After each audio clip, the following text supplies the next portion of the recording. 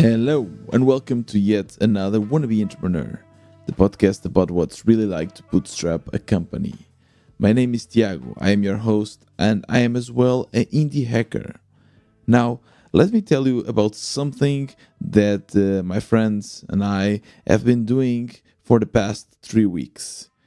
We have started to participate in quizzes. Yes, those quizzes in bars where you basically go, you sign up, and there's a person asking you questions, and you get to try your best to answer them. We play in teams, and actually, we have won already 2 times.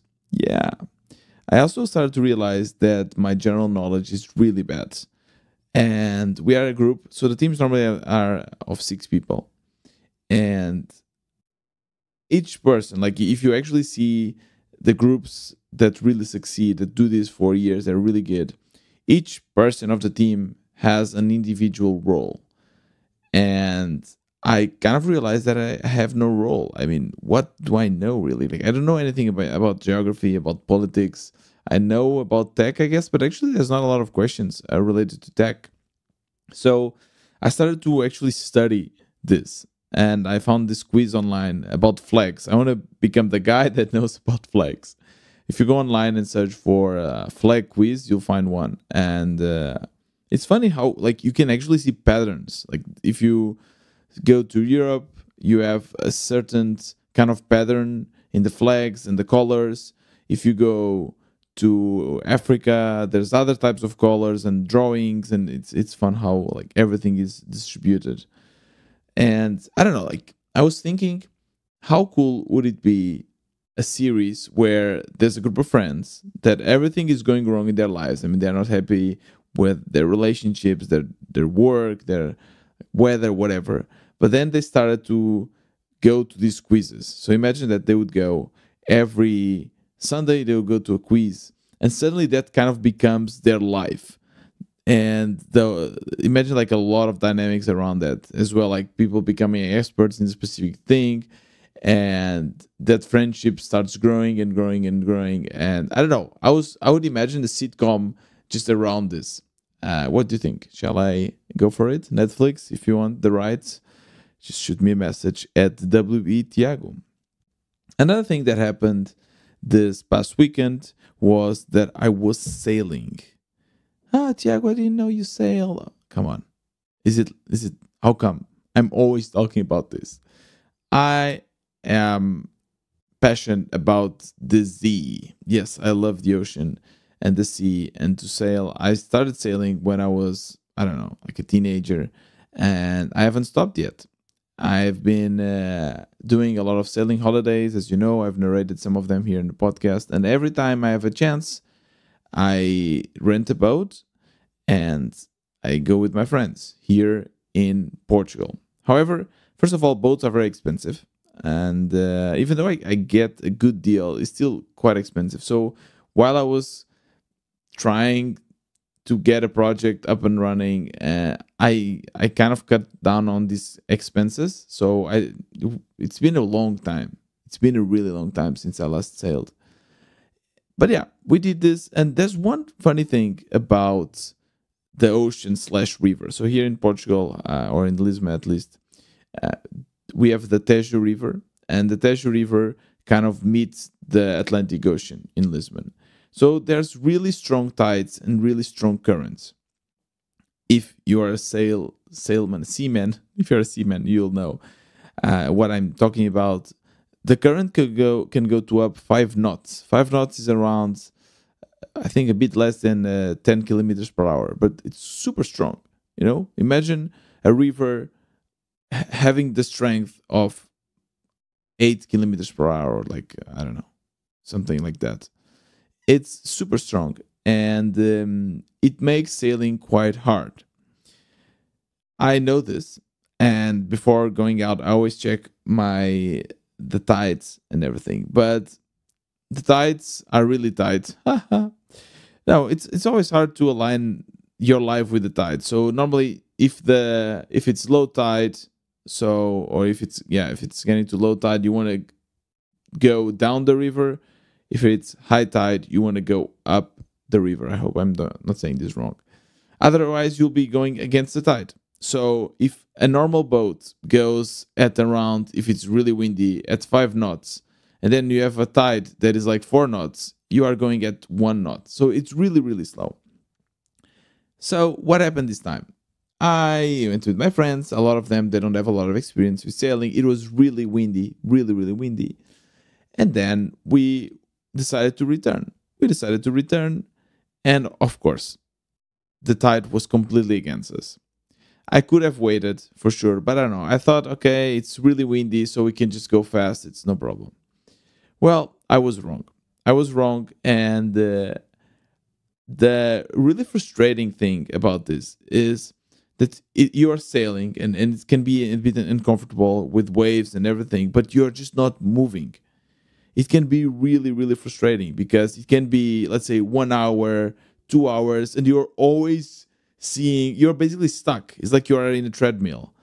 So for people that are not used to this, they can get a bit nervous. And to be fair, I also get nervous. As the captain of that boat, everyone is kind of looking at me, and I like this kind of responsibility, but still makes me a little bit nervous. So luckily, I've done this many times, and I know that there's no way out of it. I mean, it's nature. Nature, we need to respect it, go along with it. It's really hard to control it. Humans try to do so, and we have very severe consequences. Anyways, I don't want to get too political here and start talking about climate change. I just want to say that, yeah, I mean, nature, as you know, can be brutal. So you just need to wait. As simple as that. So I just told everyone, hey, guys, we are in the boat now. Obviously, there's really strong tide against us. Going, we are actually sailing forwards, but really, really slow, as you can see. So, I mean, there's nothing else we can do. We just have to wait. So just chill out, grab a beer, sit down, relax, be patient.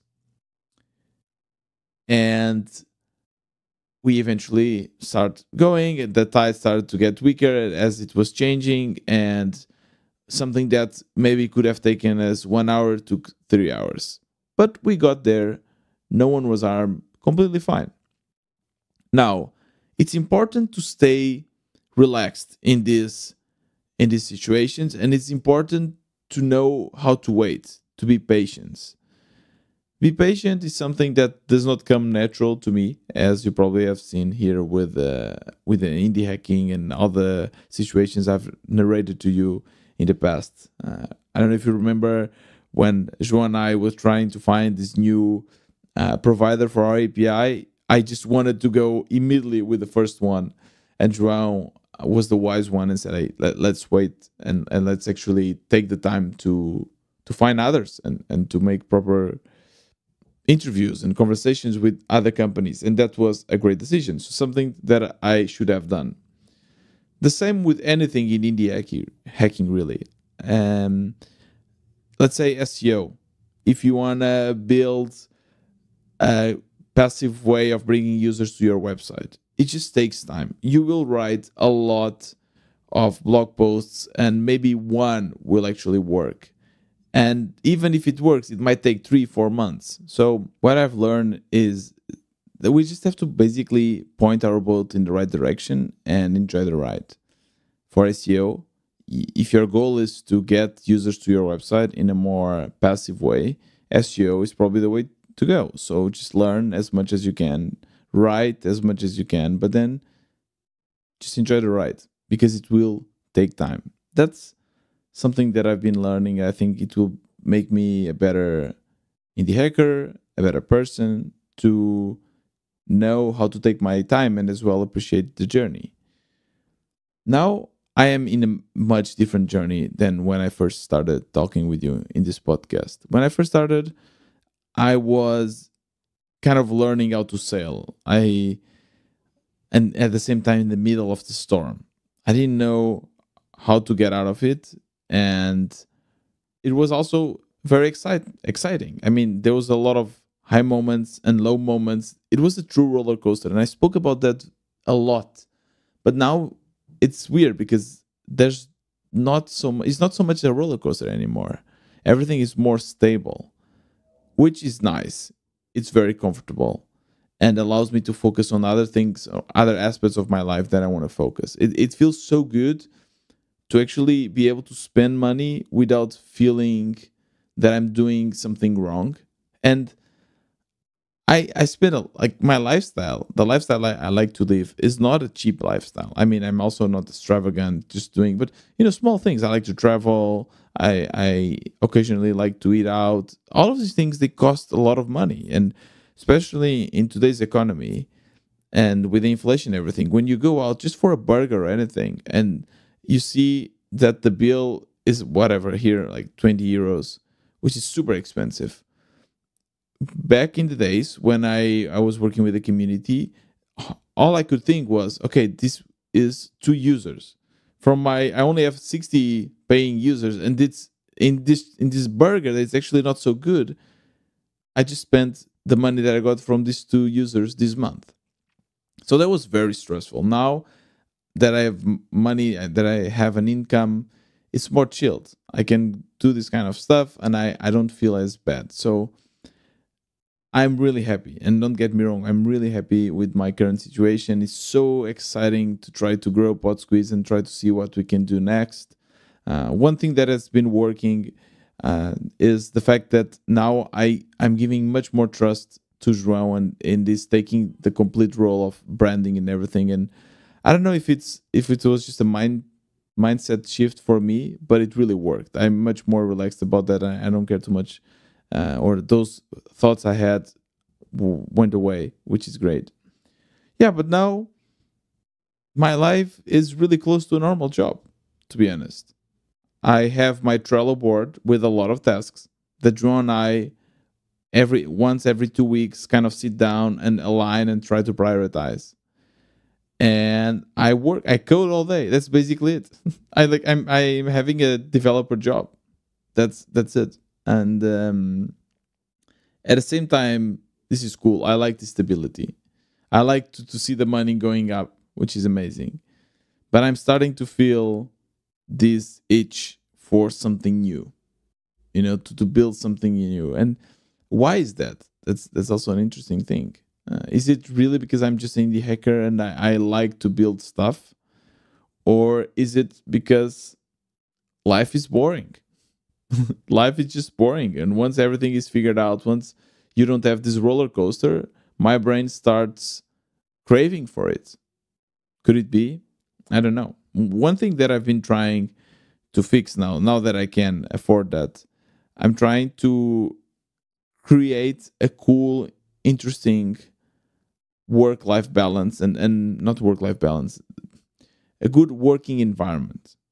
That's something that I really liked when I worked at Trivago, because I had a lot of my friends, they are still from Trivago. And it was fun to go to the office because we would go, we would play kicker, we would drink some beer, we would just chit and hang out. That was really nice.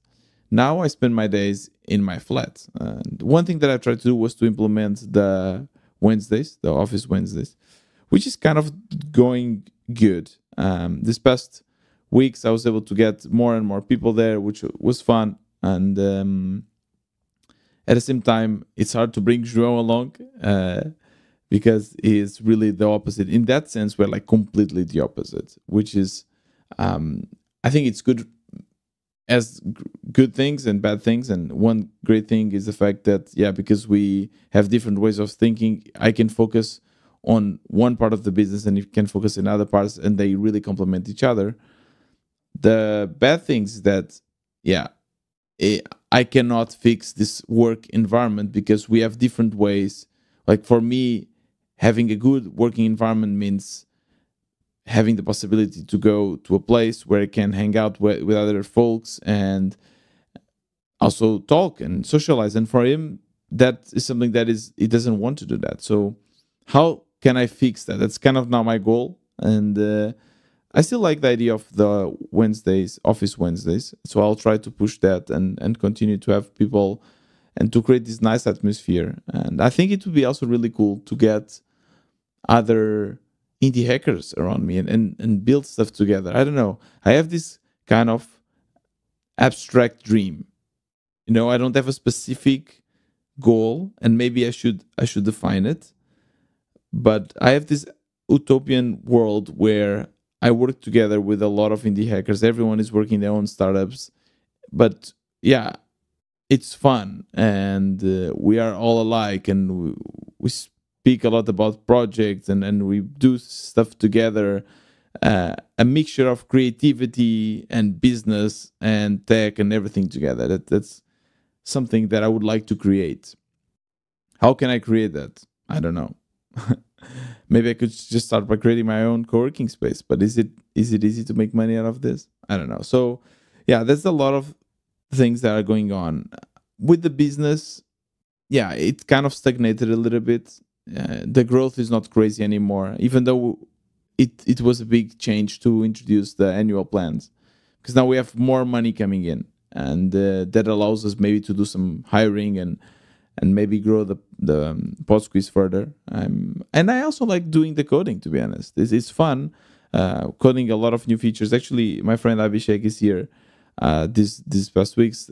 Stephanie was also here, so I had a few friends from Germany, and is a developer as well, works at SoundCloud, and he was able to help me to reduce my costs for Google, which is really cool. So I've been starting to see that my costs for Google Drive have been like raising every month, and it was not a priority until now, because I had other costs that were more expensive. So the API service we had, the GPT, everything was more expensive. But since now that's more under control, I started to see that, okay, Google is getting more expensive. I need to tackle that. And immediately he looked at my code and I saw, hey, you are storing this inline image in every episode. And I was like, yeah, I am. Like, I didn't even know. So basically, each image is 9 kilobytes, no, kilobytes. Yeah, it's kilo. Actually, how is it? Anyways, it was a lot. So we quickly found a way to solve that, and now it's much more scalable and it costs less. It's so cool when you are the one or let's say it's so cool when you are able to find a fix like this that actually saves you money. It's not the company, it saves you, because the company is you. So that was super cool. And yeah, I don't know, it's just a different kind, it's like a relationship, right? In the beginning everything is so exciting and everything is very new, and at some point it's just love. I guess, or it's more comfortable, but there's less ups and downs. And I like that a lot. It's just that is different. So it's just something that I need to get used to that. And that's basically where we are at with Pod Squeeze. In the beginning, with my indie projects, ups and downs, very excitement, first users, first $1,000 and everything. And now it gets more to get excited. Of course, that when we reached our first like 100K, that we got super excited. Now, maybe when we reach 10K MRR, we'll get super excited. If we ever reach 20K, we'll get even more excited. But we need more, like our brain needs more to get this excitement going. So yeah, that's basically the state we are at the moment. Nothing too much to say or interesting regarding the business. So I will end this episode here and wish you a rest of a great week. If you want to reach out to me, talk to me, you can do so on Twitter. WBTiago is my handle. If you want to support this podcast, if you want me to keep going, share it with your friends, with your indie friends. Share quotes, share the links, share whatever you want on Twitter and with your friends. And if you want to do even more, you can join our community for indie hackers, and it costs $10 per month. It's a Slack-based community, and you'll meet other makers. I'm always there, and we have a lot of interesting things, always helping each other, and you will be also supporting this podcast. The links will be in the show notes, so make sure to check those out. And that's it. This was another Wannabe Entrepreneur. See you next time.